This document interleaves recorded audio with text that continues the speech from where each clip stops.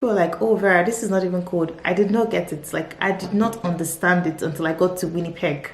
I came down and I walked from the entrance to the car and I was freezing. I thought I was going to die.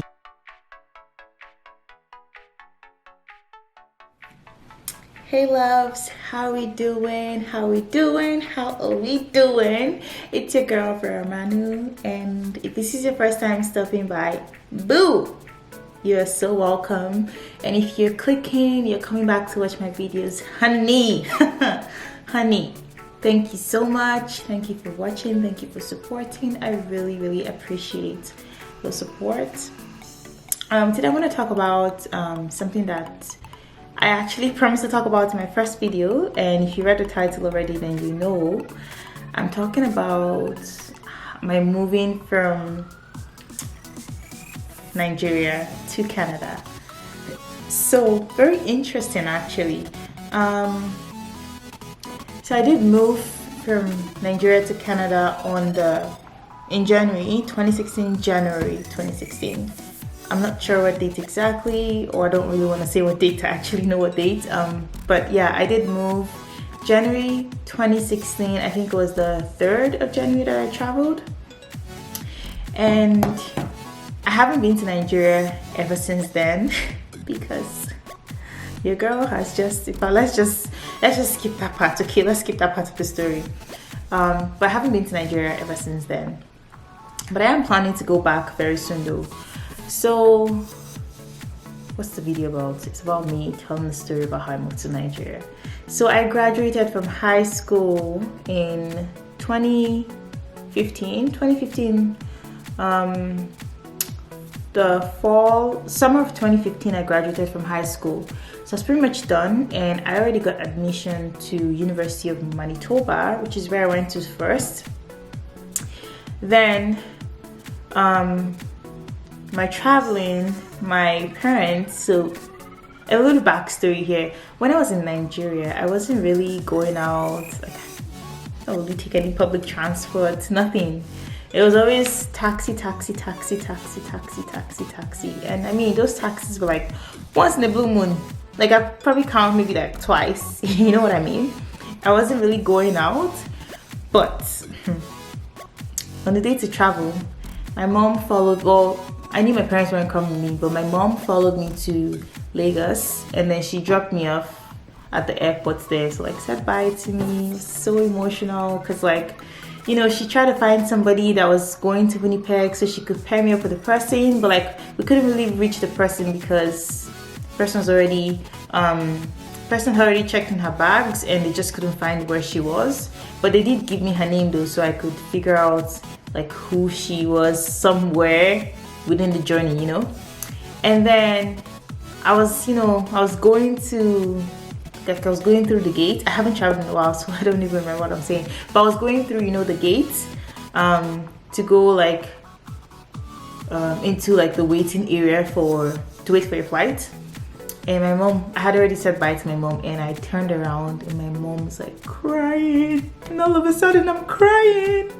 And you won't believe I cried. Like my flight was like, I don't know, like let's say like 7 hours, probably more, I don't know, but let's just say 7 hours. Let's say my flight was 7 hours. I cried the whole 7 hours till I got to Amsterdam. I was bawling, and then there was this really, you know, nice girl trying to talk to me, like, oh, how are you, you know, trying to make friends and like see how I'm doing and, you know, just make conversation. I wasn't having it. I was crying. I was just crying, bawling my eyes out. I'm like, what's going on? I was just crying. I wasn't even thinking about the flight or how the flight was. Like, I wasn't even thinking about any of those things. I'm just a person that has like, I get scared on flights because I can feel the movement. I don't like the movement of flights. Like I don't like when I can feel that movement. So I wasn't even thinking about that. I was just crying, and I had makeup on. My makeup, my mascara, everything was like pouring. I was just looking horrible. Anyway, so when I got to Amsterdam, could not find the girl that my mom told me to find. it just wasn't working. And I mean, I was really young. Like I just graduated from high school. I didn't know anything. I didn't even know how to find the girl. So I pretty much just you know, just continued my life. I came out of the flight and I was supposed to wait, I think, 6 hours to get to Amsterdam. So getting to Amsterdam, I found this lady and her daughter, and they're like, oh, do you know where we're going to board the Toronto flight? The girl's actually my friend now, and I'm still talking to her. I still keep in contact with her. She's still my friend till date. But I met them and she's like, oh, do you know where we can board the Toronto flight? I'm like, in my mind, I'm like, sis, I don't even know where I'm going. Like, how do I help you guys? Anyway, so typical Vera, I didn't say, oh, I don't know where I'm going, nothing like that. I just, you know, oh, and I kind of figured out where it was, and then I told them, and we pretty much just stuck together. So the whole 6 hours layover period, I was with this lady and her daughter, and made friends with the girl. We went around Amsterdam's airport, you know, just having fun, passing the whole 6 hours time. And I think it was night, so we did have to go like brush and all of that. So after that, we got tired of waiting at the airport, and so we went to just sit down. There was this guy in front of us just walking up and down, up and down, up and down. And I'm just like, me and the girl were insulting the guy, like, why is this guy walking up and down? He's so skinny. You know how girls are, just talking things that were not meant to be said, but we're just talking. Anyways, turns out on my flight from Amsterdam to Toronto, I was sitting right next to this guy. I was feeling so bad. I'm like, I just finished insulting this guy. Like, not insulting, but like, just, you know how you just make fun of people for no reason. Oh, I feel bad. Like, it's not a good thing. I'm not saying that's a good thing, but like, that's what's happening at that point. So I'm like, okay, I don't know if I should be making fun of this guy, but yeah. So I saw him, and then we sat down. He sat down next to me. I still keep in contact with him too. Like, I actually made a lot of friends on my flight down here. And then some other guy was sitting down next to me, and he's also in the city that I am now, but I don't talk to him that much, but I still do keep in contact with him too. Anyway, so the flight was fun. You know, I've never really traveled by myself before, so it was just really nice. I had people to talk to. The flight was fun. This other guy had been traveling. He's like, have you tried this one? Have you tried this drink? Have you tried that? We're just trying things on the plane, and it was actually really nice. Then the flight finally landed in Toronto, and so now the lady at Lagos had told me the seat number for the girl that I was supposed to meet for her Toronto flight. So as soon as the flight landed actually no, I'm confusing things. When the flight landed in Amsterdam, I did go to the girl's seat to find her, but I couldn't find her at the seat. So in getting to Toronto, I didn't know where to find her, but then I had already met these people, so I wasn't really like feeling alone. I had met the girl and her mom. I met these other two guys that I sat down with in the plane, so I was feeling a little bit more comfortable. I felt a little more, I didn't feel that alone. I didn't feel like I needed to find the girl. Anyways, so, Toronto airport, I had to say goodbye to the girl and her mom because they were going to a different city, the city that I now live in. I didn't really know anything about the guys. I mean, it was just people that I talked to on flights. Well, no offense, they're actually like, they're good friends of mine now, but at that point they were just people that I spoke to on the flight, right? So I said my goodbyes to everybody. We exchanged contact details. We're all happy, and I went to go board my flight to Winnipeg. I'm going to Winnipeg, guys. Let me just say that I came from, I don't know how hot Nigeria was, but let's just say, okay, let me just quickly Google like a temperature in Nigeria. Let's just say plus 30 something degrees, right? Let's just say I came from that temperature. Actually, I'm trying to see if I have like any temperature for Nigeria. Yeah, let's just say, okay, let's just say I came from like plus 40, right? Like plus 40 degrees. At Toronto airport, oh, I skipped some parts. At Toronto airport, it was a little bit cold. Like when I came out of the flight, I was like, oh my gosh, this is cold. But then I didn't get it because people were like, oh Vera, this is not even cold. I did not get it. Like, I did not understand it until I got to Winnipeg. I came down and the girl who came to pick me up, she parked right next to the air, like at the entrance. I walked from the entrance to the car and I was freezing. I thought I was going to die. I was just so freaking scared. I'm like, nope, I'm not doing this again. I'm not coming out again. I'm not ready to die. It was minus 33. I came from plus 40 to minus 33. I don't know how I survived it, but I was so scared. I'm like, how can a place be this cold? Anyways, so I got to the girl's place, you know, I slept. I was so tired. I slept. The next morning, let me just tell you guys, I woke up and then I feel like I probably dreamt about the weather, because as soon as I woke up, the very first thing that came to my mind was how cold it was the other day. And I'm like, you know what, I'm not going out today. It's not possible. There's just no way I can go out today.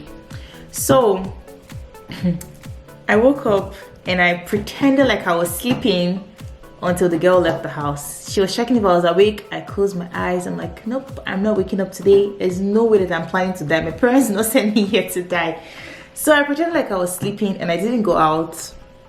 And then she went to work, came back, and then took me out, like, you know, to see how the place, like, to get some winter jackets and stuff like that. Now, let's go back to the flight from Amsterdam to Toronto. So on that flight, I met this lovely lady. Oh my gosh, she's so nice. I've never met anybody that nice in my entire life. I didn't even know people that nice actually existed. So on the flight, the guy that we were laughing at asked the lady in front of us for a pen, because we had to fill something out. I don't know what we had to fill, but we had to fill something out, like a paper out. So from using her pen, she started talking to us and asking us questions, telling us about her family and stuff like that. And after that, she asked me for my email, contact details and stuff like that, and I did give it to her. So I'm getting to Winnipeg, this lady actually emailed me. She's like, oh, how are you doing? Just checking up on me, you know, stuff like that. And I was really happy because I didn't really know anybody. Now I keep skipping this part. On the flight to Amsterdam, my mom had bought me this thick jackets. We thought it was thick, but we had bought this thick jacket that was going to keep me warm, okay? So I'm going to Toronto. It was freaking cold, but it was freaking cold with the jacket that someone gave me. So the lady that we met actually gave me a jacket of hers. So she gave me one of her winter jackets, which is like, you know, those really light, puffy jacket that you can squeeze. Like they're puffy, but you can squeeze them to become really tiny. She had that jacket with her, and so she gave me that jacket to add on to what I had. And boy, let me tell you, it did not it was so cold, it wasn't helping at all. Imagine Toronto weather is let's say +3 or +2 or +1 or -1 or -2. Winnipeg is -33. And the -33, the windshield plus the windshield, it probably feels like -40, -45. So I was just like, who did I offend? I didn't come to this world to die. Why did they send me to this place? It was just so freaking cold. I mean, I wasn't saying why they sent me to this world. I didn't come to this place to die. It's just so freaking cold. Anyways, so I had the lady's jacket, and then she contacted me and she started sending me clothes. She sent me boxes of clothes. She sent me brand new winter jackets, brand new clothes, shoes. Man, I was so lucky. And I just want to say a big thank you to the lady. I don't know if she's going to see this video ever, but I still kept in contact with her. I kept talking to her, and at some point, so that's how I lost contact with the lady. So yeah, it was personally, I think that it was a really good trip. It really helped me grow, because like I said, in Nigeria I wasn't really taking public transport. I could probably count maybe twice, 3 times. I might even be I might be kidding myself if I say 3 times, but let's just say 3 times, and that's a taxi. So traveling all by myself from Port Harcourt to Winnipeg, it was a long ass flight. and the flights were very like 7, 10, 13, I don't know how many hours, but like the flight from Lagos to Amsterdam, it lasted me through the night into the next morning. And then the flight from Toronto to Amsterdam, that one was just long. I think I slept on that flight, but it was just ridiculously long. I don't know how long it was, honestly. I wish I could check on my phone, but I don't know how long it was. Anyways, so yes, I feel like that journey, it really like shaped me into the person that I am today. It helped because I had never gone up by myself, so it did help me, you know, get more mature, I would say. Just being able to take charge and take care of my own self at that very young age. And coming down here too, trying to make new friends. I didn't know anybody. Like, honestly, my very first friend, I found him on Facebook. You know how people just message you on Facebook? I was like, oh, let me respond to this message. And that's how I made my very first friend in Winnipeg.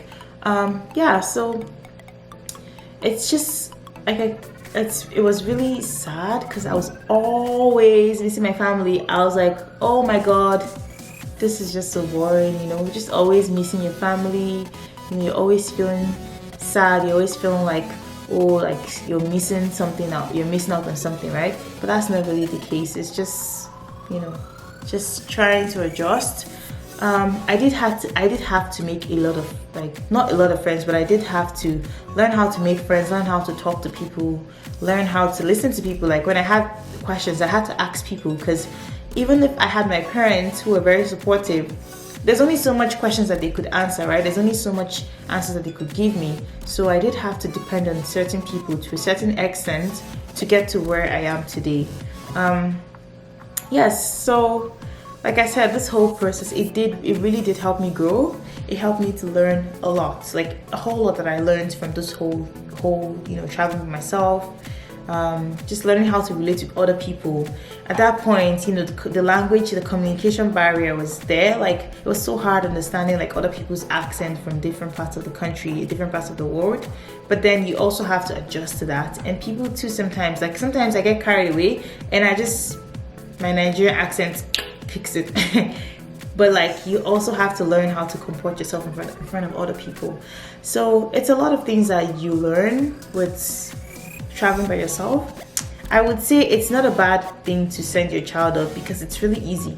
Follow the signs. My dad told me, follow the signs and you won't get lost. Sis, I followed the signs and I didn't get lost, and I helped another person find their gate to take a flight. So anybody can do it. It's, you know, it's scary, especially if you haven't had a child go out before, but anybody can do it. So guys, I think this is the end of the video. I feel like I talked a lot. I always talk a lot. But yeah, give this video a thumbs up if you feel like, you know, you're really touched by this, or you really like the story, or you just liked how I was able to just, you know, get up and go, or how my parents were just able to get up and take me out of the house. If you really like that, give this video a thumbs up. Thank you so much for watching. Thank you for supporting. I'm going to be having more videos coming out. And if you have any recommendations for what you want to see, like what kind of videos you'd like to see on my channel, make sure, please, this is your chance. Comment down below, tell me what you want to see. And if there was anything that you really liked about this video, make sure you also let me know. I want to know what you guys liked about this video and anything like that. Thank you so much for watching. Thank you. I hope to see you in my next video. Kisses.